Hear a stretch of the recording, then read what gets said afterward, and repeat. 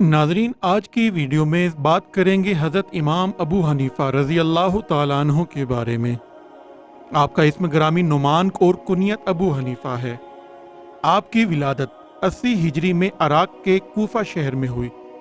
آپ فارسی النسل تھے۔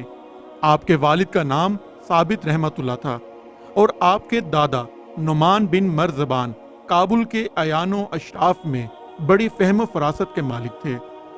آپ کے پردادا مرزبان فارس کے ایک علاقہ کے حاکم تھے۔ آپ کے والد حضرت ثابت رحمۃ اللہ علیہ بچپن میں حضرت علی رضی اللہ تعالیٰ کی خدمت میں لائے گئے تو حضرت علی رضی اللہ تعالیٰ نے آپ اور آپ کی اولاد کے لیے برکت کی دعا فرمائی، جو ایسی قبول ہوئی کہ امام ابو حنیفہ رحمۃ اللہ علیہ جیسا عظیم محدث اور خدا ترس انسان پیدا ہوا۔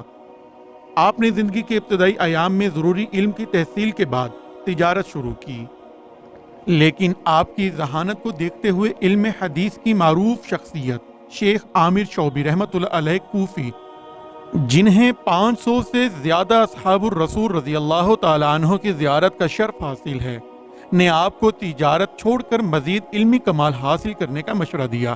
چنانچہ آپ نے امام شعبی رحمۃ اللہ علیہ کوفی کے مشورے پر علم کلام، علم حدیث اور علم فقہ کی طرف توجہ دی اور ایسا کمال پیدا کیا کہ علمی اور عملی دنیا میں امام اعظم رحمۃ اللہ علیہ کے لائے۔ آپ نے کوفہ، بصرہ اور بغداد کے بے شمار شیوخ سے علمی استفادہ کرنے کے ساتھ حصول علم کے لیے مکہ مکرمہ، مدینہ منورہ اور ملک شام کے متعدد اسفار کیے۔ ایک وقت ایسا آیا کہ عباس خلیفہ ابو جعفر منصور نے حضرت امام ابو حنیفہ رحمۃ اللہ علیہ کو ملک کے قاضی ہونے کا مشورہ دیا، لیکن آپ نے معذرت چاہی تو وہ اپنے مشورے پر اصرار کرنے لگا۔ چنانچہ آپ نے صراحتاً انکار کر دیا اور قسم کھا لی کہ وہ یہ عہدہ قبول نہیں کر سکتے، جس کی وجہ سے 142 ہجری میں آپ کو قید کر دیا گیا۔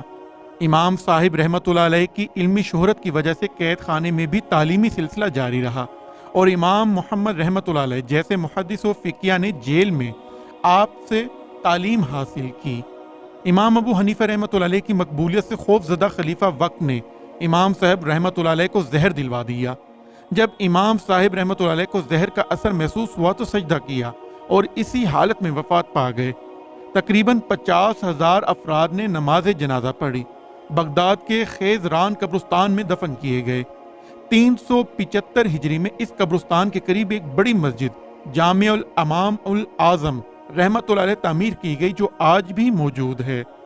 عرض 150 ہجری میں صحابہ و بڑے بڑے تابعین سے روایت کرنے والا ایک عظیم محدث و فقیہ دنیا سے رخصت کر گیا، اور اس طرح صرف اور صرف اللہ تعالیٰ کے خوف سے قاضی کے عہدے کو قبول نہ کرنے والے اپنی جان کا نذرانہ پیش کر دیا تاکہ خلیفہ وقت اپنی مرضی کے مطابق کوئی فیصلہ نہ کرا سکے، جس کی وجہ سے مولائے حقیقی سے ناراض ہو۔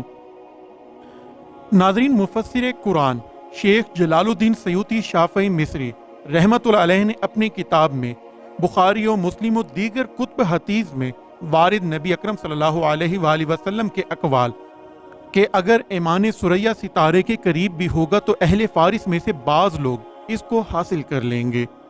بخاری میں اگر ایمان ثریا ستارے کے پاس بھی ہوگا تو اہل فارس میں سے ایک شخص اس میں سے اپنا حصہ حاصل کرے گا۔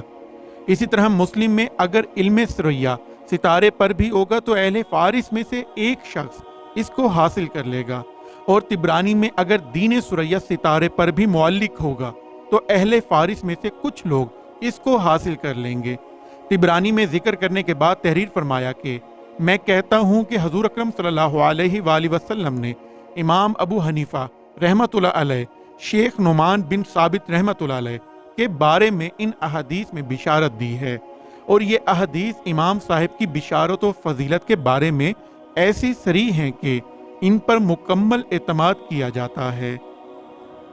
حافظ ابن حجر عسقلانی رحمۃ اللہ علیہ، جو فن حدیث کے امام شمار کیے جاتے ہیں، سے جب امام ابو حنیفہ رحمۃ اللہ علیہ کے متعلق سوال کیا گیا تو انہوں نے فرمایا کہ امام ابو حنیفہ رحمۃ اللہ علیہ نے صحابہ کرام کی ایک جماعت کو پایا، اس لیے کہ وہ 80 ہجری میں کوفہ میں پیدا ہوئے اور وہاں صحابہ کرام میں سے حضرت عبداللہ بن اوفریزی رحمتullah علیہ موجود تھے۔ ان کا انتقال اس کے بعد ہوا۔ بصرہ میں حضرت انس بن مالک رضی اللہ تعالی عنہ تھے اور ان کا انتقال 90 یا 93 ہجری میں ہوا۔ ابن سعد رحمتullah علیہ نے اپنی سند سے بیان کیا ہے کہ اس میں کوئی حرج نہیں کہ کہا جائے کہ امام ابو حنیفہ رحمتullah علیہ نے حضرت انس بن مالک رضی اللہ تعالیٰ عنہ کو دیکھا ہے اور وہ طبقہ تابعین میں سے ہیں۔ نیز حضرت انس بن مالک رضی اللہ تعالیٰ عنہ کے علاوہ بھی اس شہر میں دیگر صحابہ کرام اس وقت حیات تھے۔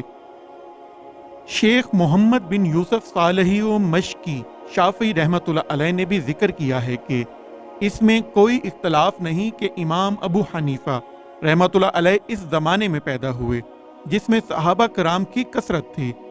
اکثر محدثین جن میں امام خطیب بغدادی رحمتullah، علامہ نووی رحمتullah، علامہ ابن حجر رحمتullah، علامہ ذہبی رحمتullah، علامہ زین العابدین سخاوی رحمتullah کے نام قابل ذکر ہیں۔ سبھی کا یہی فیصلہ ہے کہ امام ابو حنیفہ رحمتullah علیہ نے حضرت انس بن مالک رضی اللہ تعالیٰ عنہ کو دیکھا ہے۔ محدثین و محققین کی تشریح کے مطابق صحابی رسول رضی اللہ تعالیٰ عنہم سے روایت کرنا ضروری نہیں ہے بلکہ صحابی کا دیکھنا بھی کافی ہے۔ امام ابو حنیفہ رحمتullah علیہ نے تو صحابہ کرام کی ایک جماعت کو دیکھنے کے علاوہ بعض صحابہ کرام خاص کر انس بن مالک رضی اللہ تعالیٰ عنہ سے احادیث روایت بھی کی ہیں۔ غرض یہ کہ حضرت امام ابو حنیفہ رحمتullah علیہ تابعی ہیں اور آپ کا زمانہ صحابہ تابعین و تبع تابعین کا زمانہ ہے۔ جس دور کی ایمانت و دیانت اور تقوی کا ذکر اللہ تعالیٰ نے قرآن کریم کی سورہ توبہ آیت نمبر 100 میں فرمایا ہے، اسی طرح نبی اکرم صلی اللہ علیہ وآلہ وسلم کے فرمان کے مطابق یہ بہترین زمانوں میں سے ایک ہے۔ اس کے علاوہ حضور اکرم صلی اللہ علیہ وآلہ وسلم نے اپنی حیات میں ہی حضرت امام ابو حنیفہ رحمتullah علیہ کے متعلق بشارت دی تھی، جیسا کہ بیان ہو چکا ہے کہ جس سے حضرت امام اعظم ابو حنیفہ رحمتullah علیہ کی تابعیت اور فضیلت روز روشن کی واضح ہو جاتی ہے۔ ناظرین، اسی دعا کے ساتھ اپنی ویڈیو کا اختتام کرتے ہیں کہ اللہ ہمیں سیدھے راستے پر چلائے، ہم پر اپنا رحم فرمائے اور ہمارے والدین کا سایہ ہمیشہ ہم پر سلامت رکھے۔ آمین۔ اللہ حافظ۔